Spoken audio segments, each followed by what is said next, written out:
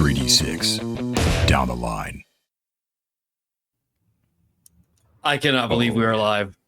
I cannot believe we're alive. I thought so fucking hosed when that monkey was around the corner. I thought we were done for. That was crazy. I'm very glad I got to use that bell and slingshot madness. That was slick. That was cool. Yeah, I dropped that. I was wondering how it was one of those ones where I was like, let's see what they do. You know what I mean? Like I just wanted to see. Yeah, of course. A lot of different ways that could have gone, but I'm very all of them bad. Yeah, but now I'm super curious to find out if we just sparked some sort of uprising in Monkey Town. Like Tresco is like, Cisco, I bet it was Cisco. And off he goes, like lumbering down the hallway to go, like, what? Get a bunch of monkeys and go fight Cisco? That would be amazing. How much fun would that be? What got him to go away was the implied threat that Garrelad was in trouble. Yes. Right. That made him Good made job, him go. Mike. Yeah. Good job, Mike. Well, all of you I was scrambling. John put me on the spot. I was like, oh shit. Well, Onward, you got him to stop just like being violent. Yeah. And then it was Mike who made him go away. But I just want to point out that it was the threat of harm to Garrelad that made him move away quickly. But yeah, there appears to be no love lost between Cisco and Tresco, which is kind of interesting. Yeah. I would also point out that if the notes are any indication, Isocritus, we kind of probably suspected this, did not seem to have any great fondness for Garrelad. It seems like he was really using him to expedite his own curiosities. Well, we know Isocritus was hired by the lady of, I can't remember her name offhand, but the lady from Gosterwick who wants all the regalia to ensure her power, right? Lady She was her Alexa. agent. So she can't find out that you fucking murdered him, by the way. I know. Well, you should. Don't I know it? You're right, Mike. It's just it's like a semantic thing, but it might be important in what you decide to do with the information that you got. Is that from what Eusebia told you, Isocritus was a well-known figure as like a renowned traveling sage, like an adventuring sage, right? Like with vast knowledge, and so he's known amongst the empire. Sort of like if you have the money, and it's usually only nobility that can afford him, then you hire him to go find like your deepest, darkest secrets that you need to know. So yes, but you know what he was? He was like under retainer by Lady Alexia. That's what it was. You know what? He wasn't smart enough to deflect a knife. No. Nope. Should have been wearing a gorget. No, Mike, I agree. I mean, my one solace is that as far as we know, there are only two keys that can enter that library and find his body, and one of them's on me and one of them's on Garrelad. So so long as Garrelad's scared, let's pray that we have some time. But yeah, that's it's very interesting. We're clearly, I mean, I think every corner of this dungeon is going to be filled with importance, but this felt really significant to us as players because of what's occurred to us through it, right? And like organically, it is a big place, but even more so now, this seems like a real nexus for like unraveling further corners of the game, although that nexus now is in the pouch with us in a lot of ways. So how we protect all those assets from other eyes is going to be probably a serious concern. But, seriously, yeah. Like what are we going to do with those books? Where are we going to keep those? In the meantime, like we have our little hidey hole, but that's not super secure. Yeah. I'm not confident. Yeah. And even back in Gosterwick, you got Wick Trimmer like sniffing up our drawers, trying to find out like what we got, right? Yeah. Like if we've got Laryl's, cloak and pin, etc. What else do we have? He's not going to be like real. I think sit on his hands and wait. I think he's going to try and figure that out aggressively. So like, here's the thing that I would recommend, right? Like, and I hate to say this, I think we need to hole up in the inn for like a week so that you can get your spells squared away. And so we can it's really going to take you a while. Yeah. Yeah. So we can figure out what books we can get rid of, right? What books do we not need? And then we sell those off and use that as a cover for, like we're a bunch of rubes that just sell off whatever we find. And no one suspects that we're holding on to like, some of the more important ones. I will yes, but that. because I like where your thinking is, and likewise, as much as I want to get back to the dungeon as fast as possible, now I'm going, shit, do we need to have more of like a secure stat situation, especially with everything that's going on at the end right now? More feet, the cops are there, the goblins are prowling around, there's so much activity there. The likelihood that our little stash is going to remain undiscovered long is very low in my mind. So a higher priority might be grabbing our shit and finding a secure location to put it that isn't there. Might be. But also, sorry, one more thing.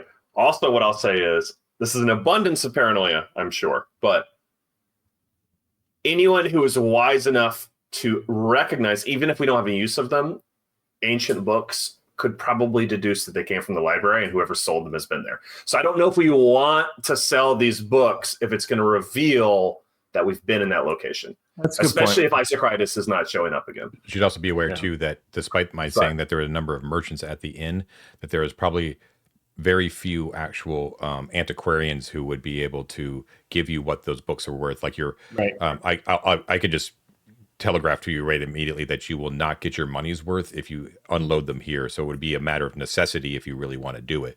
If you really want to, but there's definitely buyers that will give you full value in Gostwick. I'm just letting you know that, like you can sell them, but you're going to get pennies on the dollar compared to what you can get. And I don't think we were looking at that, right? The other thing to think about is like Wick Trimmer and his whole business is very, very sketchy, and he's got his eye on us. I mean, so far that's been secure, but if I'm remembering correctly, that's not the only place down in Gostwick to store things securely. No, we don't have to store things with him, and that might be a good thing to do with these books so that we can still access them. So could I just make a point to you, and this is more from a game design thing, is that in like a modern RPG, you never get saddled with something that you can't just put in a belt pouch and walk around with, right? Like it just doesn't feel that way. Here, we're spending a lot of time, and it's a lot of fun trying to figure out what to do with all of our shit. We have basically a walking library. We have chests of gold. We have pouches of gems, and everybody else wants our shit. And you don't have to deal with that problem in like other games. I really feel strongly that what we should probably do in the next, couple of levels is really figure out a secure location in the ruins of the town that we can renovate, build out, and hire mercenaries to guard so that we don't have to worry about our shit as much. You know what I'm saying? I think having some sort of base or stash, I totally agree. Location that is ours is a good call. Ted had mentioned a tower renovation. I don't know if I want to do something quite as close to the end since it's such a hot spot, but I absolutely agree that that's like a really valuable thing. I mean, even as a character, Onwe would be interested in where's it going. Well, I'm not going to carry around 4 spell books with me, but these are incredibly valuable things, right? Right. You're definitely thinking along the right tracks, I think. But a cautionary tale, which you guys have experienced, is what happened to Dalton's Darlings, right? When you went it alone, and you basically you gave them stewardship over the halflings' quarters, and then look what happened, right? And they went it alone and had no allies, and then were wiped out immediately. So if you just got to be careful, like if you're thinking along the lines of, oh, we'll just go and build a tower or something, like you still have to defend it. And what I'm saying is another vector of accomplishing the same goal you might want to think about is making allies. Right. If you're and don't forget too, like getting a safe haven is like one of the really big meaty feats of exploration bonuses too. So you might not even need to limit your scope to the ruins as well. Like you might be able to establish a safe haven should you play your political cards right within the halls themselves. You see, you know what I'm saying? I'm just throwing that out there as I agree. And I think the way you've been portraying the goblins, especially the last couple of sessions, that first session right after they basically killed and ate Dalton's Darlings, didn't inspire me to be like, oh yeah, the goblins could be our friends. It might not be them. Since then they have seemed friendlier, more amicable. Like they're doing their own things. They're like cleaning up parts of the dungeon. Like maybe we can rent some quarters with them. They don't seem overly concerned about the treasure we're finding. They just want territory. right? Yeah. And I like them. I know that it's like iffy. But you know what? I think anybody down there is going to be that way. And I think that meeting with not Killick, I think is his name. Is that right? Mm-hmm. Yeah. Right. Is definitely something to consider. I mean, with caution, right? Because we'd be going down in there, and who knows? But so far they've been on the up and up with us. We've been on the up and up with them. We've given them a lot. They've given us a lot too. I think it's worth exploring. You're right, Matt, and too like you're the caution about like anyone who actually have a society down the halls probably is a little bit sketchy, right? Like I don't trust anybody. Right. So the question is like, how do you feel secure with your goods and your own safety? And it's like having leverage, right? That's the whole notion, is like being able to push and pull the strings of like what people want and what they're what they're willing to give and all that kind of what I mean? Making deals and stuff like that. Like how do you make your stuff secure? It's like guard our stuff or this will happen. You know what I mean? Or I can guarantee that we can give you this if you guard our stuff. That sort of stuff. Right. Yeah. I don't want. Yes to everything, but I had a couple devious thoughts that arose in this. One, the plunger pyramid is a vault that no one knows about but me. Plunger pyramid. As far as I know, when you pull it up, no one had been in there. There was no sign of activity in there. There was no sign of activity that I left having gone in there. Mm-hmm. A temporary vault of that sort is about as secure a place we could put shit. One thought, right? Unless someone discovers that trick, which is a risk. Unless we take the plunger and we disable it, and then that dwarf figured it out. No, the dwarf didn't figure it out. No, because that's true. That's right. That's what I'm saying. No one had been in it. Also, when I went there, and there's more secrets shooting over it. So that's again temporary, but in terms of like versus like a tower on the above ground that people can snoop around, the like probability that someone's going to find that hidden passage is very low, right? So as a temporary secure spot, it's not a bad stash spot.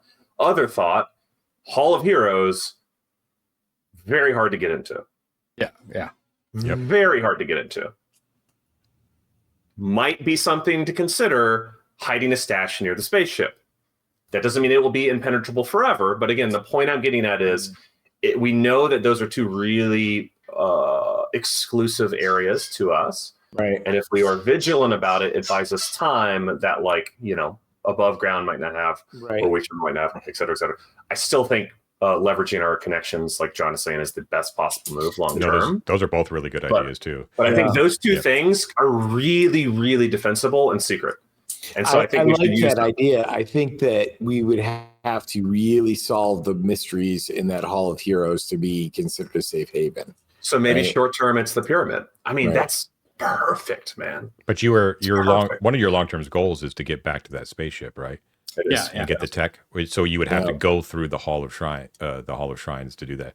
And understandably, like the spaceship took all of your attention once you found it, but don't forget too that the Hall of Shrines is there, which you did no investigating. Like you looked at the shrines, but you did no experimenting. No, every one of those things was going to kill us. Absolutely. But remember that there was the pneuma, right? Like that mist that was coming out of like the grand statue of Thoth at the very end of it. Like there was the aspects of Thoth in each one of the shrines. And don't forget too that you now have a bunch of books that are specifically related to. Yeah. So a spaceship library sounds pretty cool. Yeah. I'm excited. It gets me all excited because I'm like, there's all these there's a lot of things we could do. This is all I'm saying. Yeah. So there were two other like links that I've just made. So not anything nearby, but just like two things that struck me. Number one is the symbolism of that green mist. Like that seems to be a clear like flag indicator of like some kind of teleportation, and the fact that there's like green mist in and around that pool where the goblins are like having a pool party or whatever now indicates to me that there might be some kind of teleportation action in that pool room as well, because it's that like whenever we were teleporting in that pyramid, that green mist was there. So that was one thing that struck me. The other was, we're going to have to do something like whenever we decide to, right? And whenever we're going to go back down and mess around in Plunger Town again. We have the disco ball, and what I was wondering is either they know what's going on there with like the tripod, and Garelad took it down early on so that he could set up his monkey empire. In which case he might like destroy that tripod that's down there anyway. Like, so if we go to the trouble of getting the disco ball back, we might find the tripod pieces now gone. I was thinking it'd be fun to, whenever we do decide that, have an adjustable one made. Like, go to the camera store and get the adjustable tripod with the legs that go up and down, so that if we go down there, we don't have to take the time to assemble that thing. We can have like this foldable thing we hire a smithy to build, right? Mm-hmm. That can hold at variable heights, so we can find the height that works. That whole notion of, go ahead. Oh, go ahead. Oh, No. I'm sorry. I was going to say the green mist part. I thought that just was coming from the pool, streaming down the hallway to the pyramid. Was there somewhere else where we saw it when we were teleporting? They're separate. Like, it stayed around the pool and it stayed around the pyramid. That's It didn't go into the hall. Yep. Okay. Yep. Was it emanating, speaking of, now that I'm thinking about it, from the amphibious statue or anything within the pyramid? I can't recall. No. Okay, so it's not necessarily affiliated with the froggies. All right. Yeah. So that another thought to sorry, John, go ahead. When you were in that secret chamber, it was it seemed out of place, right? That idol there did not seem of a piece of the, you know what I mean, like of the pyramid. It was very, very. And we also know the mouth had some sort of similar design that the three portal-like things near in the magic room had in Plunger Town, two of which we still haven't tested. One other thing I'll say, springboarding off of Matt, I love the tripod idea. Going with the goblin or ally thing as well, it's plausible long down the line that the best allies we could have is a bunch of four-armed apes. You know what I mean? Like, I mean, there's no loss in becoming friends with them and having that be a domain that we are, sort of like good in. But that's a big task for sure. But I've wanted to get those big apes in that anti-magic room from the moment we were thrown in that jail. Yeah. It's a good question to ask yourselves, though, is like, with all these other avenues that are opening up to you, which are awesome, I'm totally 100% for them, is how are you going to resolve further issues with that level, like with the mirror or allying with the baboons? What are you going to do with Garelad? Because I know that the forward momentum seems to be here at the inn with things going forward, and then also with the debouchement level, right, with the goblins and all that kind of stuff, like the changes in the dungeons because of your actions. But it would be folly to just forget about what's happening in Plunger Town. There will be fallout of that as well, right? Garelad doesn't particularly like Isocritus. He doesn't want to hang out in the library, but there's only a matter of time before someone finds out what happens in that library, and then you have to sort of extrapolate, like, what are the natural side, what are the sequence of events that are likely to occur once the word gets to Garelad that this has occurred, with what he already has surmised about what's going on. Yeah. Which again was very insightful of Matt to bring up on Discord, right? And it may be that now that we are secure and we've reset, we were discussing going and exploring, floor one, but that we want to go right back after Garelad now, right? While the iron's hot, before that has the potential to expand. I mean, it's a very good concern. The question is too, is like, what do you know or not know about Garelad's what does Garelad want? Right? That's what you got to ask about any of these big factions or leaders and stuff. It's like, what does he want and what is he willing to do to get it? Right? And if you threaten that, what will he do to you? Right? Mm-hmm. Do you even know if you're threatening him? Right? You got to ask yourself, like you may not have enough pieces of the puzzle yet to actually act on anything. You know what I mean? Maybe you do. I don't know. To me, if we're going to push forward on Garelad, we got to figure out what's in his secret tunnels, which we know how to get to. So it feels to me like either we table Plunger Town for a while and go either investigate the spaceship or the tentacle room or whatever, right? Maybe clear out the goblin debouchement level, which I don't think you can actually clear anything out. Or if we are going to go after Garrelad, I think, kind of riffing off what John said, our next step should be to try and figure out what's going on in those secret tunnels, because that's going to be the way to leverage him. Right. And that's what he was so paranoid about protecting. Like, that's what he was asking everybody about. Yep. And it would be phenomenal if we could figure out what arrangement Isocritus made with him that did not result in him being thrown into chains and just tortured until he told everything. Right. Again, this may be a reach, but we know that the amphibious tunnels exist on this floor near the Hall of Heroes. We know near nothing about Garrelad other than he seems like a really devious sort and he can summon mushroom familiars and stuff like that. Is there any sense that you guys have that he might either be a Setite or have some affiliation with the old gods that were here, and that his interests in Isocritus and everything else might relate to this conflict and all of that? I don't know. He didn't seem very interested in anything in the library. It might literally have just been Isocritus was giving him supplies or giving him something else physical and material and promising to put his big brain to work on something that he was working on. No, 100%. I just mean tunnels being the subject. We know one tunnel that's very mysterious and not excavated by Thothians, right? And it's that amphibious tunnel. And but we know how to get to a secret tunnel. We know how to get to a secret tunnel, right? One of our that's that henchmen arena or something. Yeah. Not one of no, that was the crazy dwarf guy. I forget his name. He was the one that came in through the western tunnels. Yeah.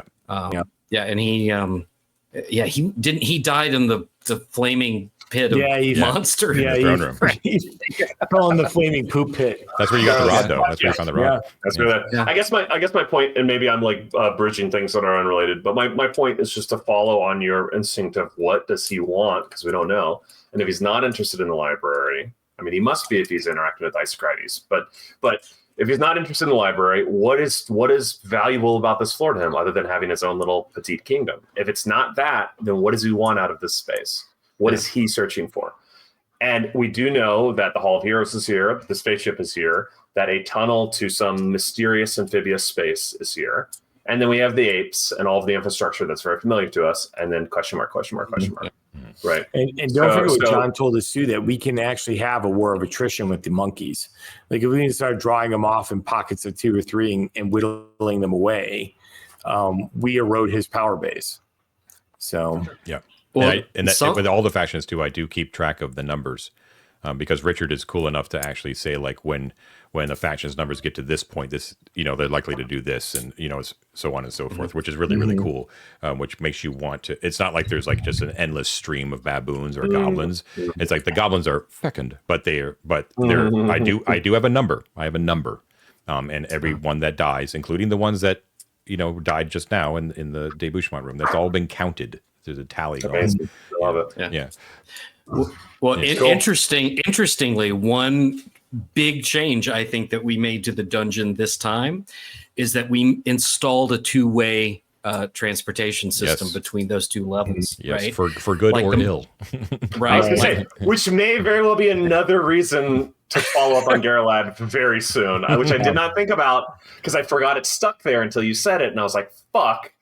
What happens when Garrelad and the apes come up into Goblin Town? Oh, that's a scary thought. They had that rod.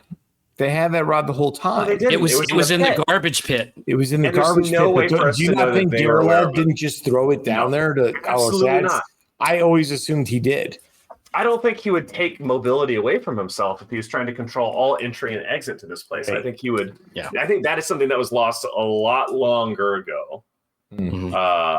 You did get the impression it's down there that on either end of the pyramids, on either level, that the inhabitants of those levels seem to avoid the pyramid rooms. Like it kind of had like bad juju in general. Mm-hmm. Like they generally don't, based upon like the wear and tear in those rooms and the adjoining rooms. Like there was not a lot in the rooms adjoining those, like the approaches to either of those pyramids. In other words, no one really wants to get involved with the pyramid. Sure. You know what I mean? Yeah.